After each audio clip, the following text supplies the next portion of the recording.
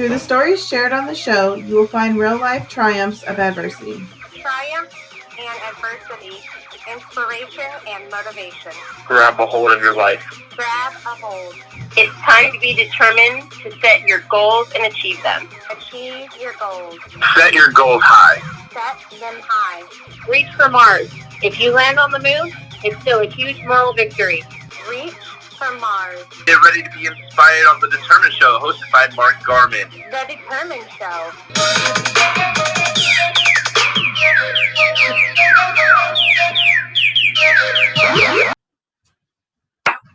What's up, everyone? Mark Garman here with The Determined Show. Each and every week, I try to bring you guys a special guest so they can share their testimony with you guys and hope that you can grab a little piece of their testimony and carry it on with you with our journey and grab some inspiration with it and become something beautiful. Tonight, I brought on Alyce Rain to share her testimony. I hope I got her name right. Without further ado, here she is. Drum roll, please.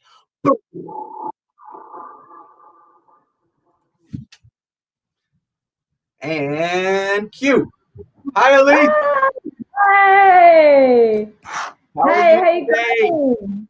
I'm good. I'm good. So nice to see you. And yes, you got my name right, Alyce. That's me. And you guys can probably hear by my Bogan accent that I'm in Australia. So my name, I'm Alyce. My name's Alyce Rain. I'm 34 and I live in Melbourne, Australia. Not Melbourne, Florida. I heard that there's a Melbourne there, which can be annoying when you're trying to order things online. Be careful. So yes, I live in Melbourne. I work as an allied health assistant. So I'm currently working with the elderly, and especially through COVID, that's been keeping me very busy. Yeah, very busy. Hell yeah. So I have a partner. We've been together for 10 years and we live just the two of us in a really cool house with a big backyard, and I have lots of animals. So I have a pug named Meatloaf, who's the love of my life. Meatloaf. That's a cool name. Yeah. Yeah. So, and I've adopted a cat with my house whose name's Katie, and she's blind. So we're all kind of very inclusive here at our house, and we all get around. So I'm passionate about animals and gardening, and obviously it's locked down at the moment, so there's not much more going on than gardening and eating. Really, yeah. With animals.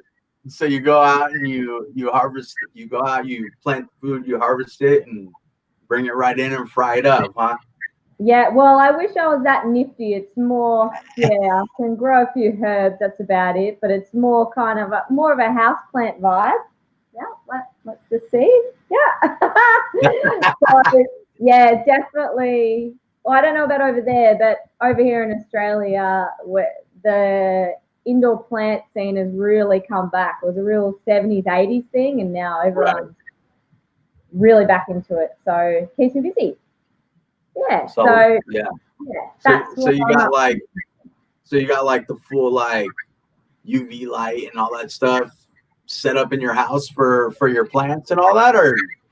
Geez, well, it sounds like you should be into gardening. No, I don't, but you've got beautiful light there, but it's winter here at the moment, so that's why I'm it makes me look angelic, so that's why I picked the spot, like I know you look Mark here. I bet your wife decorated that room and cleans it. Looks very nice. Yeah, she did. She's the decorator of the house. She watches a lot of Chip and Joanna Gaines. I don't know if you know who that is. No. Yeah, like the home improvement type shows, and we get a lot of those shows. They buy houses and remodel them and fix them up and then sell them for a huge profit. Yeah, we get a lot of those flip shows here, the American ones. There's a channel where I feel like it's all American reality shows. Yeah, so I can watch them for a little bit, and then I'm like, oh, get out of here. But yeah, we have them here too. Yeah. Yeah. You're like, I had enough of this. I've had enough of this American stuff. Yeah. These Yankees. No, it's good. It's good. But yeah, so we're just dealing with COVID at the moment. So I'm like everyone is in the world. And so yeah, we're just locked down. I'm looking at my house at the moment. It's a pigsty. So that's what I'll be doing today. Cleaning. There you go. Walking the dog. Cleaning. Yeah, because you just woke up over there, right? Because what time is it over there? I did. So it's just 11 a.m. So that makes me sound bad. I woke, I've just gotten dressed. It's really cold over here. So I've got heaters going. My dog's in front of the heater at the moment, and it's been raining. It's really miserable. So well, that's sleeping weather anyways. So I mean, yeah, thanks. Don't feel bad about being 11 o'clock. Yeah, you're good. You're good. Exactly. It's Saturday here, so it's a weekend. Yeah. My dad's off. Yeah. So I got up for you. Yeah, see, you're good. You're good. So, let's go ahead and jump in. I want to know who Alyce, so obviously, we're going to dive into all the juicy, details of the story, what happened, with Alyce. But I want to know who Alyce was, like, what was she about? What did she do, pre your incident? Yeah. Well, look, so I'm not sure if you want me to delve into it right now, but yeah, I had a stroke about 6.5 years ago. And so I do identify or see my life as very much pre and post stroke. Like, with so many things, I'll be like, oh, even if my sister comes over or something really casual, I'll be like, oh, I bought that pre-stroke, or no, that's post-stroke. Like it's quite funny. I do it with very trivial things, but then it's a monumental thing. With my hand shaking. Stop shaking. It's a monumental thing, that happens in our life, that we can't forget, for instance, like when someone gives birth to a child, that's a milestone. It's something that happens in someone's life that they can't forget, and a lot of people in the stroke community, they don't like this analogy or someone thinking this way, but it's almost like that we are not necessarily reborn, but but we're we're a different person. Hold on 1 second. So a lot of people in the stroke community don't like that terminology. So I just wanted to address that. They say that they're the same person that they were before stroke, that they are now stroke, or post-stroke, pre-stroke, post-stroke, that they're the same person, right? Granted, yes, they're the same person, but that milestone where they had the stroke, it's there. And as you have already stated, you use that, that happened pre-stroke, that happened post-stroke, right? So, it's there, Okay, so let's go back to who was Alyce pre-stroke? Yes, okay. I'll just quickly say that, I totally agree. Some people do not like that. I'll say, so I'm just speaking for myself, that I do see myself pre and post and almost reborn in a way. So the person I was pre-stroke, I had my stroke at 27. I'm 34 now.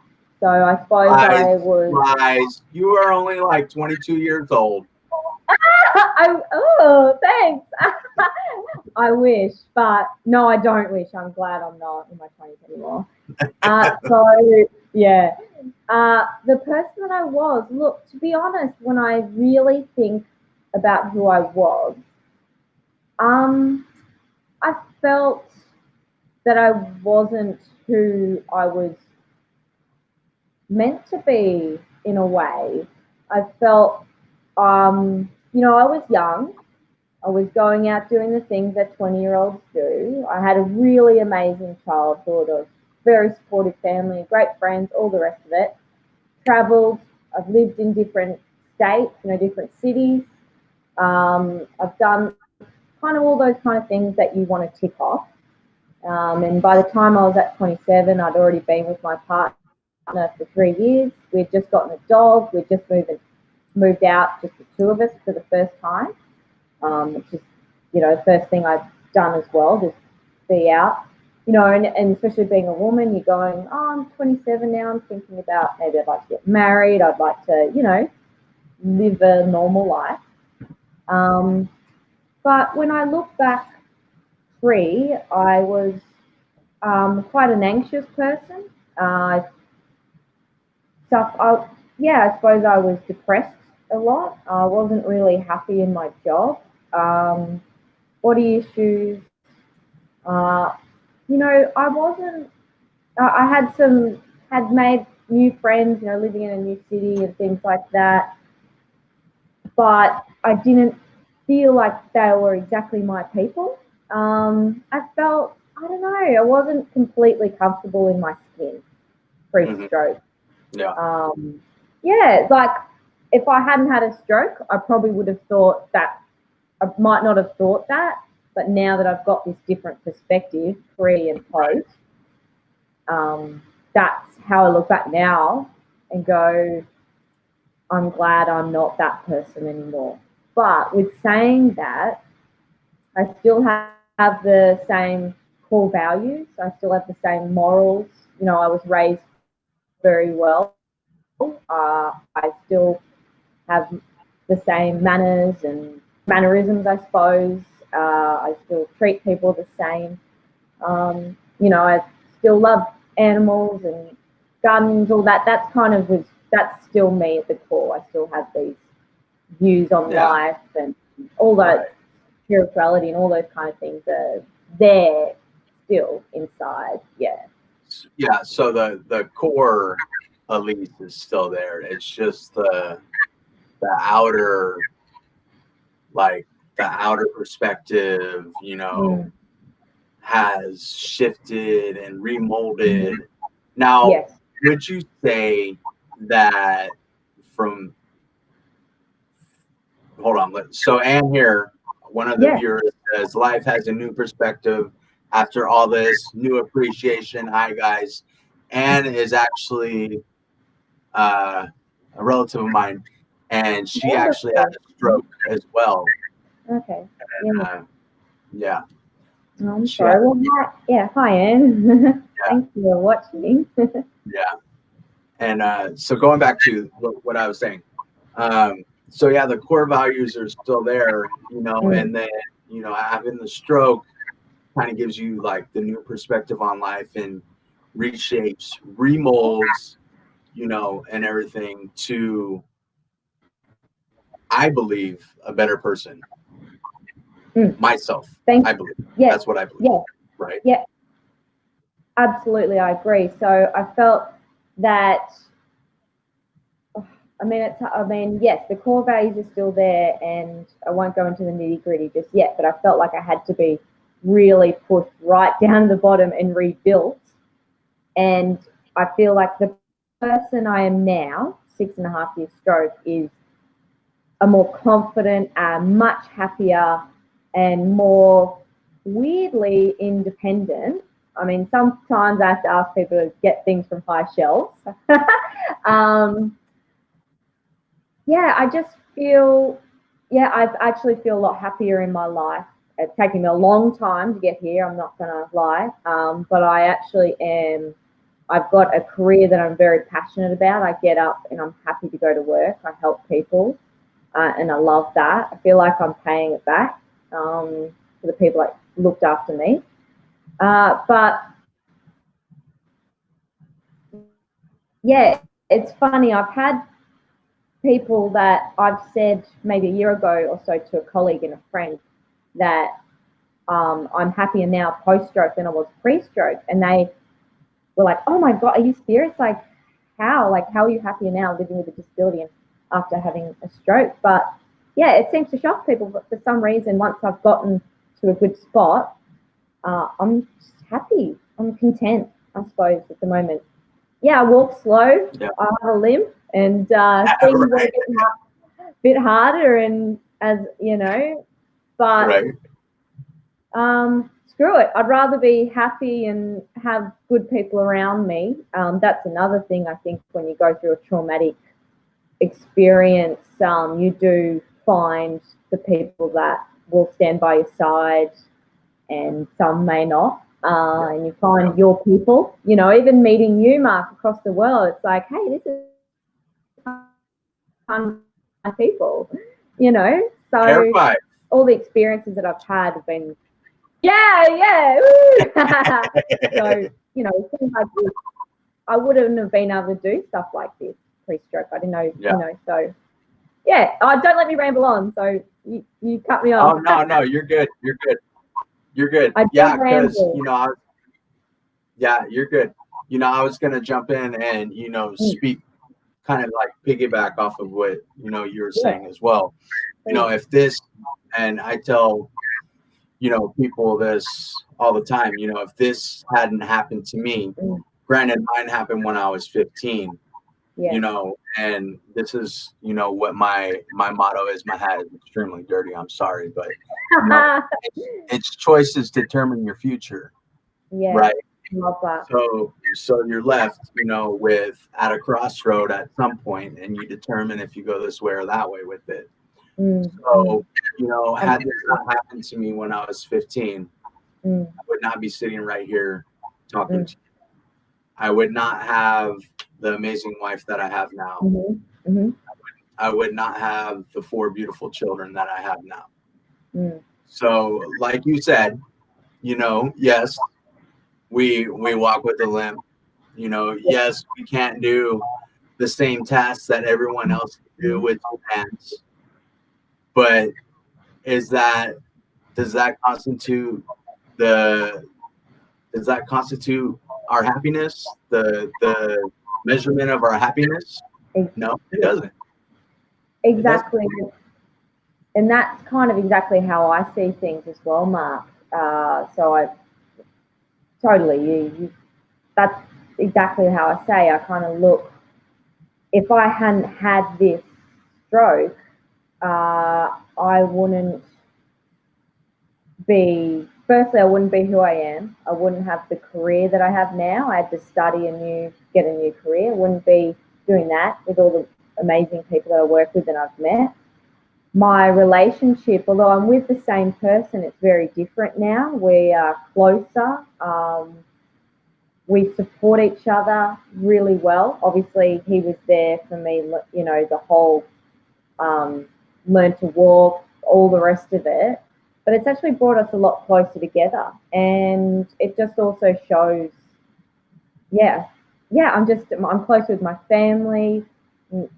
Yeah, I've met lots of new people, and I also find there's this one thing about, I'll just quickly go into that meeting people. There's this whole meeting people as the person that I am post-stroke to people that have known me before and after.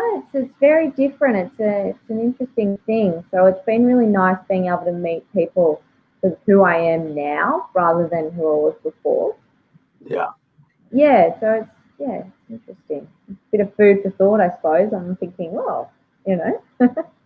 100%. Yeah. I was going to. This was a show that I was going to do yesterday by myself.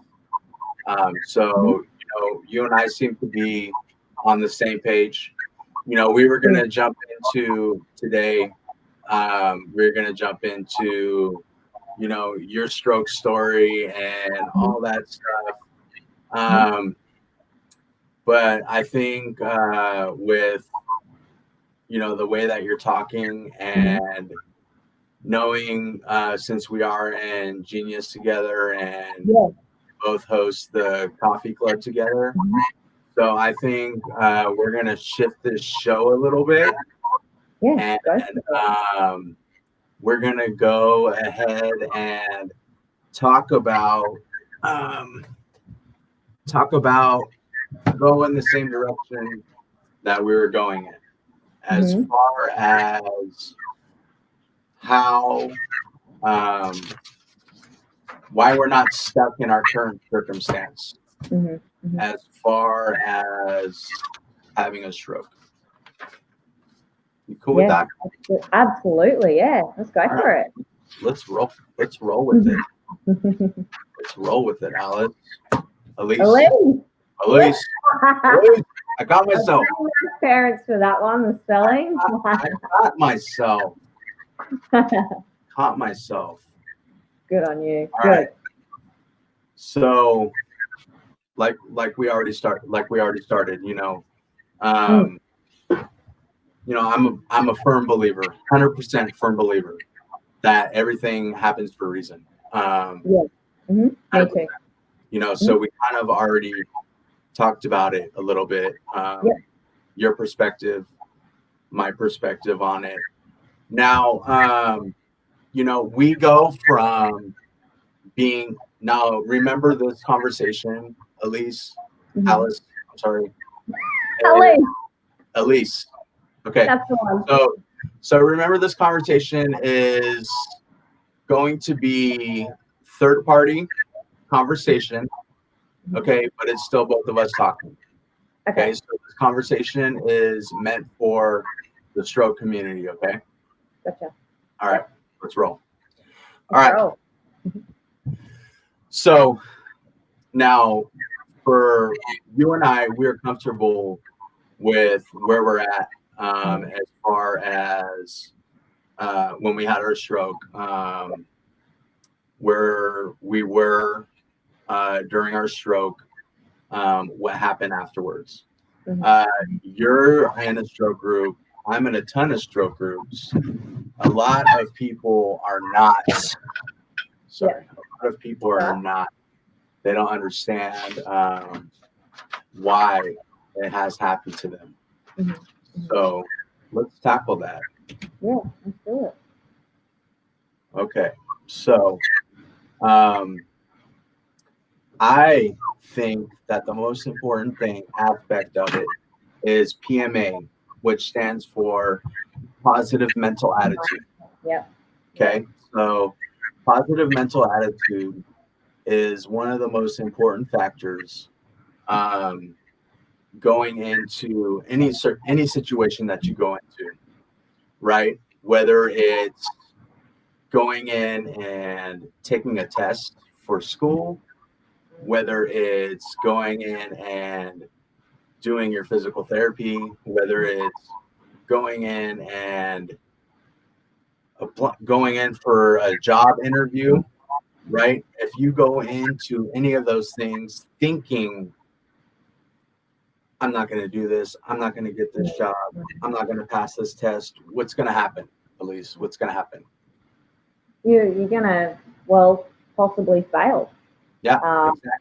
I know that's a hard word to kind of say, but I think I'm very similar to you, Mark. I'd never really used to think like that, but I do now, especially with things like job interviews.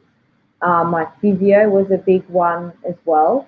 Actually, going back to more the stroke side, when I was in rehab, so I was in rehab, an acquired brain injury ward for 3 months. And my family actually were really helpful. My brother-in-law in particular was very helpful with this. We said, when I go into this ward, I have to see my physio and my rehab as kind of like a boot camp. And I've got to go in there and think, I'm here to get better, I'm here to get better. And I've got to be positive, try and stay positive. It's very difficult in that situation. But try and go into each session, whether it be your OT or your speech or your physio or psychology, whatever, go in and try and think, I'm going to give this the best that I can, and I have to, not with putting pressure on yourself. You don't want to put pressure on yourself, but just try and think, I want to try and get out as much as I can out of this session or interview or whatever it is, and just try and represent yourself as well as you can. Put on your, your best smile, and just try and go in there and tackle it. Like when I go to interviews, I've had quite a few over the last maybe year, just with different jobs and COVID and all these things. Yeah. And every time before I go in, I kind of psych myself up a bit. I'm not like, doing Rocky Balboa or anything like that, but I'm just like kind of do a bit of self-talk actually. I don't tell many people that I do that, but I do self-talk, even out loud. So I'm like, I'll be in the car or something and I'm like parked, ready to go in, and I'm like, okay, Alyce, you got this, you can do this. And I just do that. Like even with things like, Mark, I was telling you in a genyus session about the stair issues. There's all these stairs in my work, and I would, even when I get to a set of stairs, if they look, if they're not ones that I'm used to all the time, I kind of look up at them and I'm like, Alyce, you got this, girl, you got this. And up I go. So I feel like I almost need to put myself in this mind. And I mean, don't get me wrong, I do have ups and downs, and some days I don't want to go into work, or some days you feel shit. Look, we're only human. But I think if you can really try and get yourself there, whether it be self-talk like I do, or think of something positive, or even in hard situations, I think of something nice, like I think of my dog or things that make me happy. But yeah, I am with you there, Mark. Like I'm all about that. I call it positive mind attitude, but what do you call it? Positive mental attitude. Positive mental attitude. Yeah. So pretty much same thing. But yeah, so like I go by that too. Just try and get in the zone is kind of how I think about it. I'm like, come on, we're going for it. Let's go. Let's get in that zone. 100%. Yeah, and look, it can be tiring sometimes when I'm having my downtime. If I have my downtime, I don't have to be switched on all the time. So if I'm chilling out or doing something, or if I just want to be alone, that's fine. You can kind of be in that moment and be in that feeling, that mood that you're in. But if you've got things to tackle, physio especially, it does make a big difference going in trying to give it your all and try and think, you got this, and like Cal was saying, I think in our last captain's meeting, but one of the most important aspects of anything is you. So you have to cut out time slots in your day every day for you, whether it's just just to sit there and just veg out and look up at the ceiling or anything, just 10 minutes, whatever, just the time slots for yourself, Exactly. And this almost goes into a bit of dealing with things like fatigue and my walking is difficult and I do suffer a lot from fatigue, cognitive, and I just kind of hit a wall. And that's taken me years to understand and also learn to manage. I'm getting a lot better at managing it now, but it's a daily kind of battle. So when you're saying about giving yourself time, I remember years ago my physio, her name's Jeanette, and she was pretty much one of the main ladies that got me where I am now. And we became very, very close as well. And one thing she used to say to me when I couldn't get it in my head how to manage what I had to do for the day and how do I do these things without exhausting myself too much. And kind of like what you just said, Mark, about giving yourself this time slot, going, you have to, deliberately think, no, I'm going to not do anything on this day, or I'm going to do this in the morning, or whatever. Like you said today, you ran lots of errands, and I'm sure you had in the back of your mind, okay, I've got to do this thing in the evening. So you try not to burn yourself out. I mean, we have the days where you do too much. Yeah, for sure. But, my physio gave me this really good tip that it just stuck with me. And she said, think about your day as money. So she'd say, okay, so you've got $10 for the day, and you know you've got to do these chores, or you've got to do these things. So she would say, okay, so you've got $10 for the day, and you know you have a physio session, and think about the $10 about how much energy and effort, mentally, physically, all the rest of it you're going to use. So I would be going, okay, well, physio is a huge part. So I would say that's going to be $9. yeah. I'm like, oh man, this is a big day. So I'd go, this is going to be $7, $8, $9. So basically, I would say, okay, that's on a Tuesday or whatever. That Tuesday, I ain't booking anything else. I'm not having a visit. I'm not going to go do anything social. I'm not going to go and do groceries. I'm not going to go wash my car. Things like that. So I'm planning these days. So that was very early on in my rehab. So the money went up. So it'd be $9 for that day. Yeah. And now, so as I'm getting stronger and managing my fatigue more, that I could go, oh, that might be like $4 or $5. It sounds so silly, but then no, I could. It's not. It's good advice. Like, it really is. Like I know it's silly to think about it as money, but it just stuck. It really stuck with me. So I kind of do this when I think about work. So I work 3 days a week, which is, I say that's equivalent to me working full time, because I'm done. 3 days, I'm done. So I go, okay, I work this day. That day, that's like $9, right? I ain't doing anything else on the days that I work. So even I work out things like that with my partner. So the days that I work, I don't walk my dog. So I get up, get ready to work. I go to work, I come back and take it easy. He usually will cook dinner on days that I work, things like that. So just knowing your limits as well, I think, is a huge thing. Yeah, so that's just coming off what that just made me think about that, Mark, as you said, take it easy, lay back, take it easy. Right. So even like with today, I know that I might be a bit tired after this. I'm like, oh, I'll take dog for a quick walk, and then, hey, it's cold, I'll probably just watch Netflix. So yeah. Netflix and chill. Hell yeah. We do it over here too. Right. Thanks for Netflix, guys. Yeah, I was supposed to, like you were kind of alluding to, I was supposed to run to Lowe's, right before, I was running errands, like you said. And I was supposed to run to Lowe's, and I looked at the time, I was like, nah, I'm not going to have enough time to get prepared for, my show. You know what I mean? Yeah. You can think, you kind of got to play it up. What's more important? Groceries, and you're like, okay, I can't eat food, so I'll do that rather than going and catching up with someone or something, I suppose it's a bit of food for thought to anyone that's suffering, or not suffering, I suppose, just having a bit of trouble managing I mean, that's for people that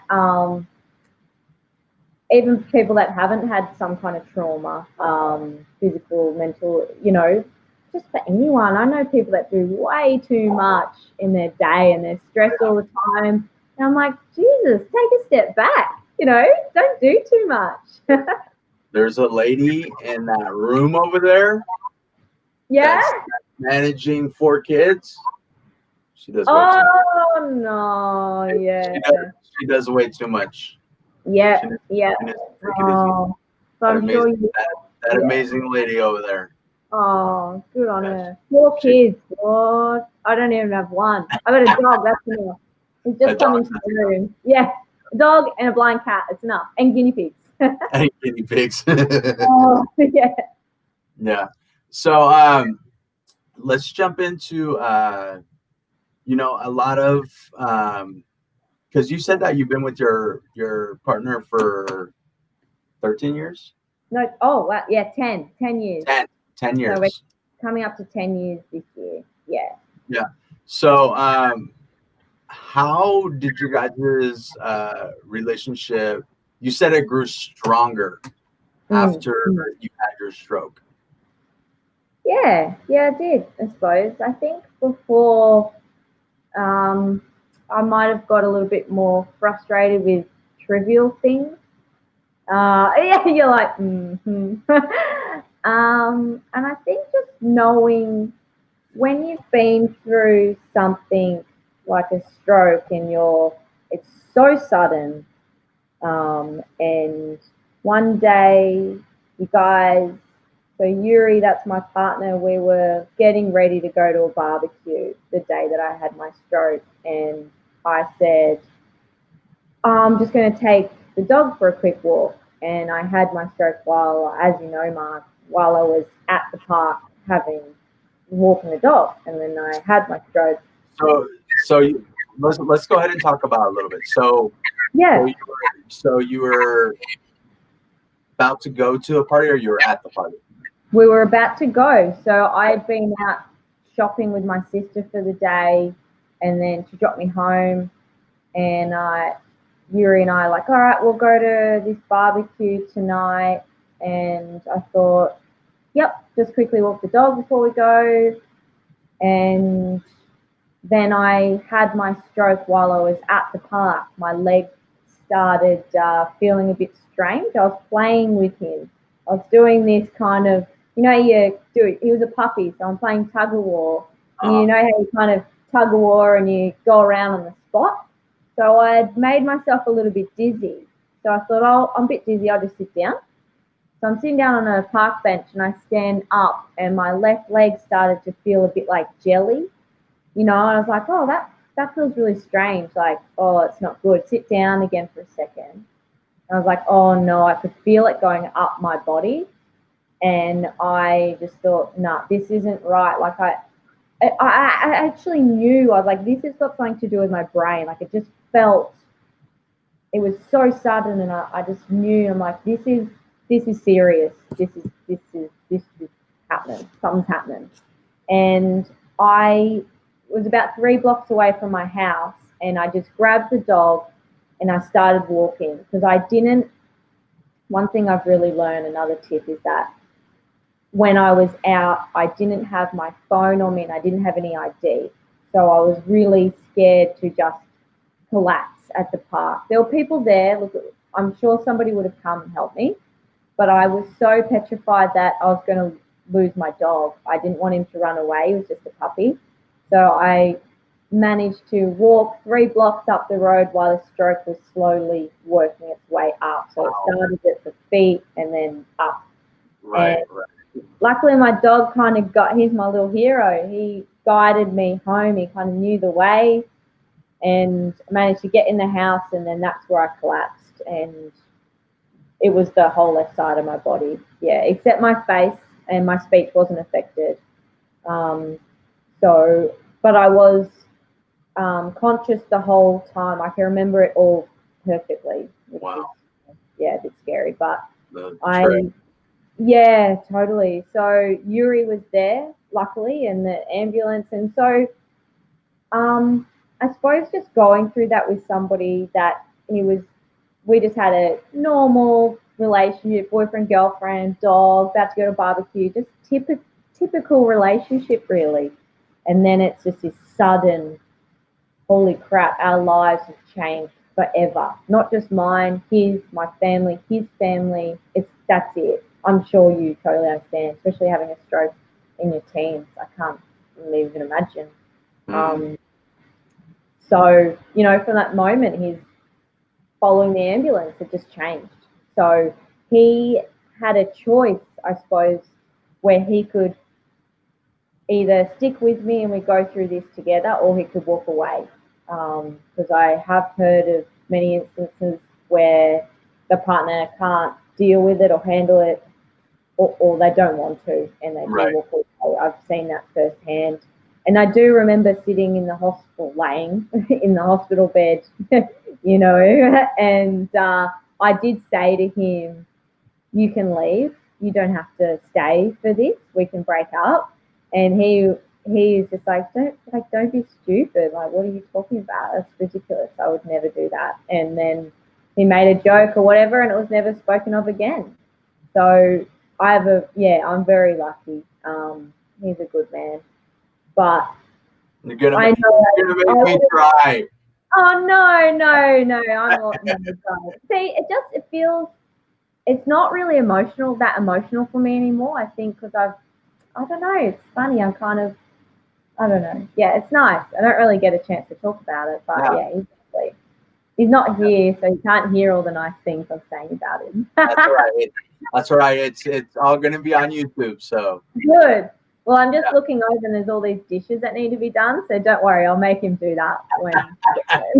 It's back to normal now. Like, hey, I got a surprise for you, but you can't watch it until all the dishes are done. Yeah, exactly right. I like that.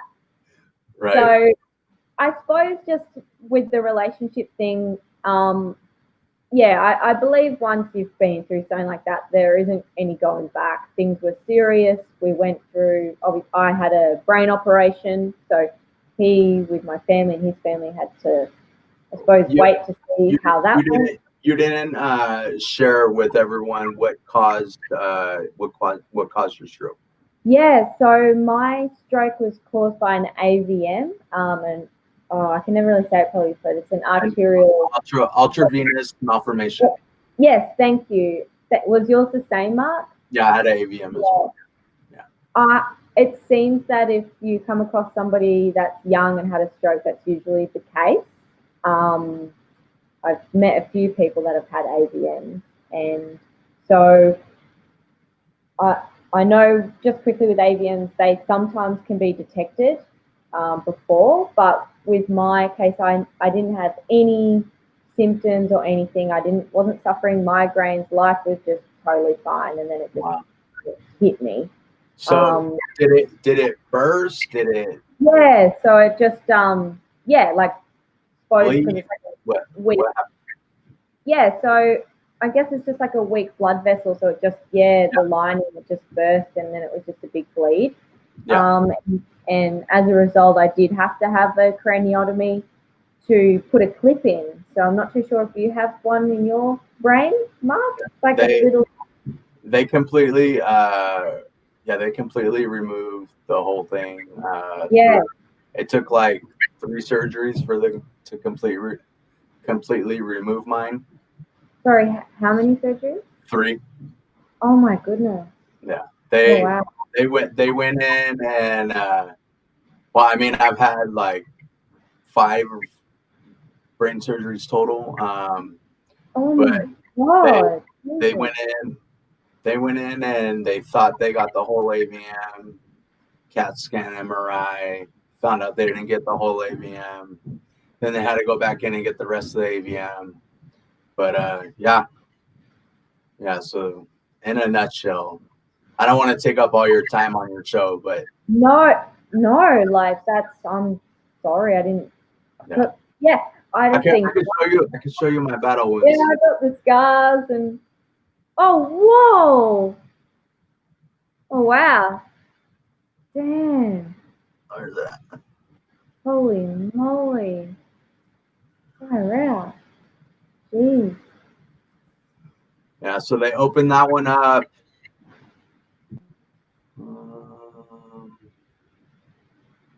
3, 4, 5, 6. They opened that one up 6 times on the top, and then they opened up this one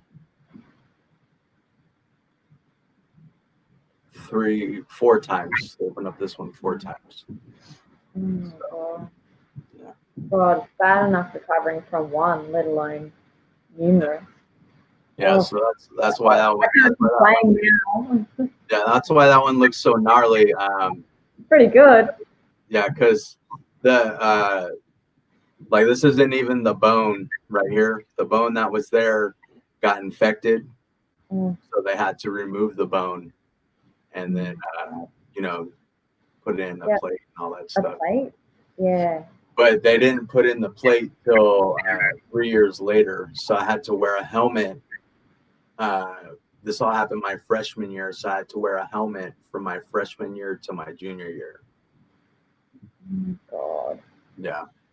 So, but what really happened is I was camping out on the border of Arizona and Mexico, and I heard an Indian cry like, "Yay!" And Really? he shot me in the throat right here. And I was going in and out of consciousness. Hang on. Is this true? And I was going in and out of consciousness.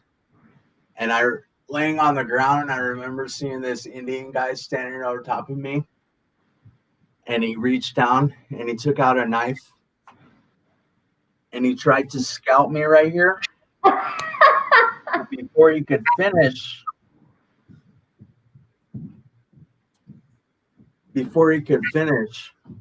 my dad came and tackled him, and they started wrestling on the ground. And the Indian guy pulled on a knife from down here and tried to stab my dad. My dad grabbed his arm and broke it and took the knife from him and decapitated him. And his head is rested above the fireplace on the mantle. And the reason why I walk with a limp is because I was swimming out in the ocean on my boogie board. We're on our boogie board, my best friend and I felt something hit my leg, and I didn't think anything of it. And then 5 seconds later, wham, a shark grabs my leg and started thrashing me around. And then all of a sudden it stops, and big old cloud of blood comes up. I'm freaking out. My friend's freaking out. My leg pops to the surface, so I'm using my leg to stay afloat. But because of the blood in the water, more sharks started coming. So I grab my leg by the ankle, and I make as much commotion as possible so they wouldn't need us. And then a helicopter comes and drops down a tow rope. So I grab my leg by the thigh and I hook my ankle on the tow rope, and they lifted us out of there. Oh, that's good. So That's very creative. At 15 years old, you get people coming up to you and asking you, you're walking with a limp, you have, a helmet on, your left arm's like this, and you're walking with a cane and this and that, and you're so young, you're still, your mind's still developing, you don't really know what's going on, yourself. And you get people coming up, just complete strangers coming up to you and asking you, what happened to you, And that's such an emotional and deep story. You don't want to share that with a complete stranger. So that's what I made up. Those two stories right there are the two stories that I made up. I almost believed it. Yeah, and I got so good at telling them that people would actually be like, Oh, shit. Are you serious? I know. For a second, I was like, hang on. And sometimes I would just walk away, and let them think that. But or I'd finish it up with, and then one time at band camp. Oh, that's good. I like that. And then obviously, they would know that that it was a joke. But and that's kind of like one of the ways, that we can deal with these emotions is, we have to find a different avenue, with dealing with these emotions and not keep it pent up, and if you keep it pent up, it turns into anger. It really does. Yeah. And I dealt with mine with humor. And I kind of still do. I'm the same. Like especially with my sister. Because my sister was there with me every step of the way. Because when I had my stroke, my parents don't live in the same state as I do, so it was very much my partner Yuri. His mum was around a lot, and his dad, and then my sister and my brother-in-law were really kind of that real core people that were around the whole time. And we just kind of, even when I was still in the immediate hospital, even before I had surgery, we were joking about it. Yeah, I'm very similar to you, Mark. I think you just got to bloody laugh about it. But the thing is, it's my joke to make. So I don't want other people that don't know me. I mean, my sister and whatever, and obviously we can joke about it. Right. But yeah, you don't want people you don't know or know that well saying shit, which luckily I haven't really had. But when you were saying about how people would just come up to you and ask, what's wrong with you, whatever, I definitely experienced that almost every time I would go out to try and do something, especially by myself, which took a very long time to be able to have the confidence to go out to the shops by myself, as well as it would be incredibly exhausting. And my anxiety was just through the roof after I had my stroke. So you'd be walking with a cane. I had a brace around my leg for a long time. Yeah, I had one People of would those. just, people would just come up to you and go, "Oh, what did you do to yourself?" And it would always, it depends on what kind of mood I was in. The moods are very, very up and down, especially early on. I'm sure you can understand.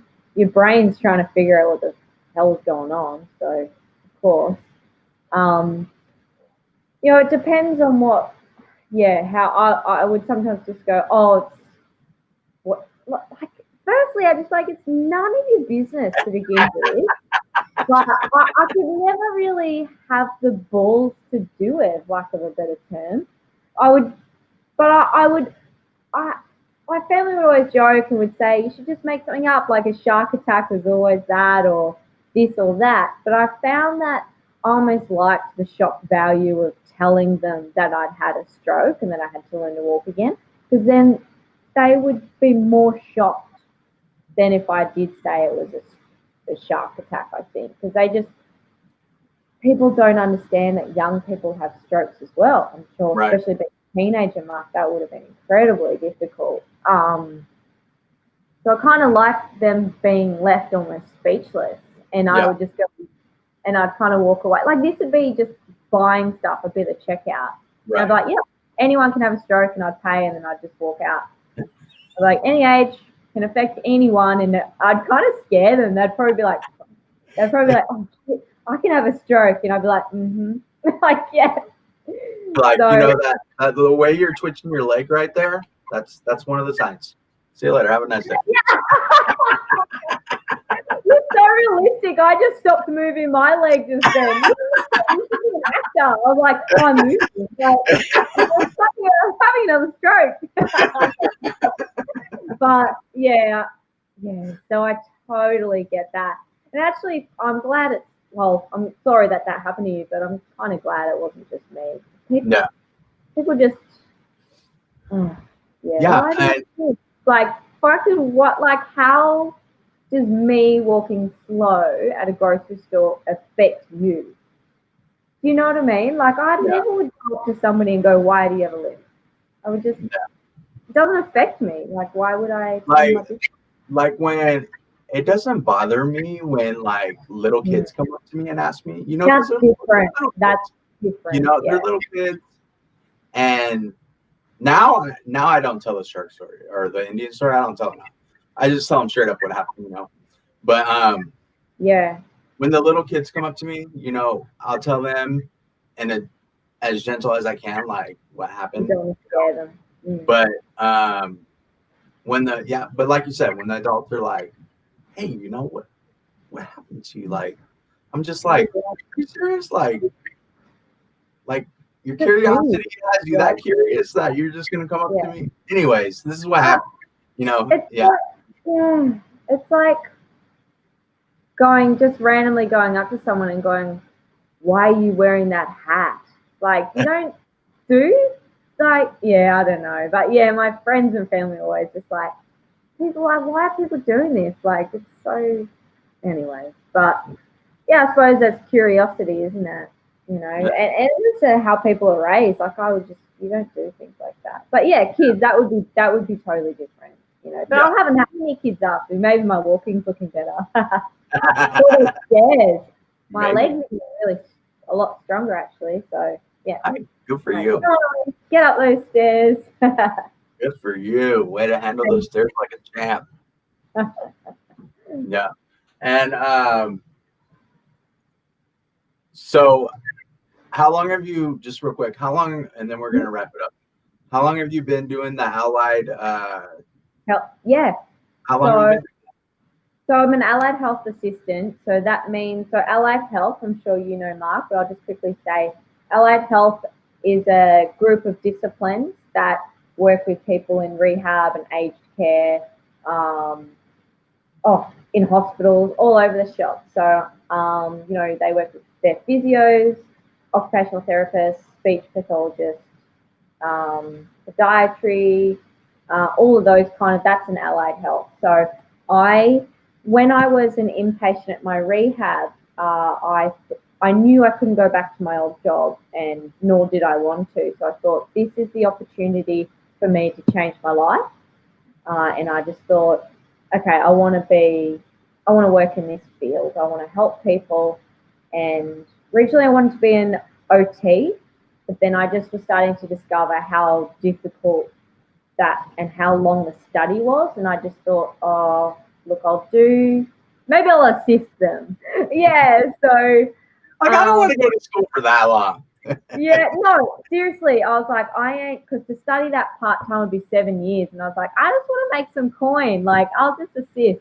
And now that I assist, I prefer it so much better because there's way less paperwork. I just see them and I'm like, screw that. So it did take a long time to become. So I had this set goal, which is also another big thing with rehab, is kind of having goals. And so this is probably my major goal, was to become an AHA, and then it was working out how am I going to get there. And there were a lot of setbacks as well. There were surgeries and health and things like that. I'm sure you can understand, Mark. So firstly, I did a very just a general education course, like just in English. So not like learning English, obviously, but, you know, computer skills, essay writing, things like that. And that was 2 half days a week. And I was still really fresh, you know, cane, all the rest of it. So, and then I did that for about a year and a half. Do they teach English with an Australian accent out there? No, they well, I got an A+. Bloody yobbos. So I did, yeah. So I kind of correct myself up. So I did that for about a year and a half, and then went into another course, and then finally was kind of well enough to do the AHA course, which was for a year, and then had a few different jobs since. So I'm in kind of my dream job now. Thank you. Yeah. So I told you before in a post meeting, Mark, that I now work for the same hospital and people, kind of, that looked after me. So I've done this full circle. Yeah, totally. Yeah, and then last week I went and had a look in my old room at the rehab for the first time. So that was pretty full on. But it was good because, as I was saying, Mark, I had a pass and I was getting paid to be there. So I was like, bye. Swipe card, I'm out. I'm done. So done full circle now. Close it up. Totally. Yeah, that's totally awesome. Do you have any, you know, this show totally went in a different direction than I anticipated, and I think it came out, you know, way better for our community than I anticipated as well. Do you have any final thoughts for the community? Final thoughts. I suppose for anyone that's early on in their journey, you know, when I look back at mine, it was so freaking hard, and people are going to say stay positive. You can do it. You'll get better. You'll be there. And as nice as that is to hear and helpful it is, you are allowed to feel shit. You're allowed to be angry and you're allowed to be sad. And it takes a long time to understand what's going on. And acquiring a disability is very different to being born with one. So your journey, it's not going to be an easy one, but believe it or not, there is light at the end of the tunnel. And I didn't think there was. I was like crying all the time, like this is shit. But now I'm bloody running upstairs. But even if you don't get to the physical, I have issues like yourself, Mark, but I'm happy. I'm content. I'm independent except for a few things. And just, yeah, positive mind attitude, guys. Just psych yourself up. You can do it. You can do it. We're there. We're here to support you. There you go. We are here to support Find your you. people. Yes, 100%. You know, and as it was pointed out earlier, you know, and as Alyce just said, you know, find your people. You know, we go through these situations, and you know, you think you have these people in your life, but when it comes down to it, you know, these people that you think are your core people, they don't have your back. Not every single one of them has your back. And that's when it comes down to like, okay, who are the people that are in my life that are going to step up to the plate and have my back when I need them? So those are the people you want in your corner. And moving forward, those are the people you want in your corner. And as was pointed out, you know, it's all about PMA, positive mental attitude. You know, you are justified to have, you know, your days or your moments where, you know, you're not having a good day, you're not having a good moment. But what you're not justified in is to stay in that moment. Yeah, they're called moments. They're not Yeah. called situations. They're called moments because, you know, you can only stay in that mindset for a brief moment, and then that positive mental attitude needs to continue forward. And it can only continue forward if you have goals set for yourself. Now, when you set a goal, you set your goals high, or you set one goal and you set it high. And then from there, you set a whole bunch of little goals. Yep. So when you reach the small goals, you're hitting those small milestones and continuing to gain confidence that saying, hey, you know what? I can hit these goals. I can reach that goal that's way up there. So as you continue to hit these goals, before you know it, you'll be able to reach that goal up there. So that's my concluding thought. And it was so spot on. And they can be the smallest goals, but it all leads up to that almighty goal. Then once you kick that goal, make another one. There you go. There you go. Thank you so much. Thank you. Coming on my show. I appreciate it. I'm probably going to have you on again so we could go full on in depth into your story. All right. Yeah, so, absolutely. I'd love that. I end all my shows with the prayer. Yep. Go for it. Go for it. Yeah, go for it. Oh, you were going to do it. No, I've never done that. I'm just kidding. I got it. All right.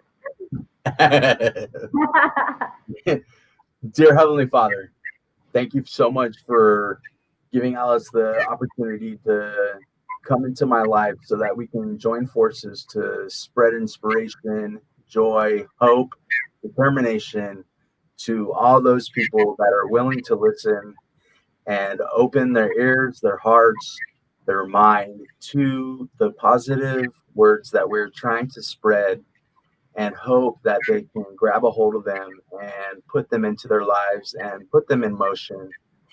And we ask that you can watch over everyone that is going through something with all the hard times that are going on in this world right now. In Jesus' name we pray. Amen. Amen. Well said. All right. Well, Thank you so much. thank you. And I will see you at the next coffee club. Yeah.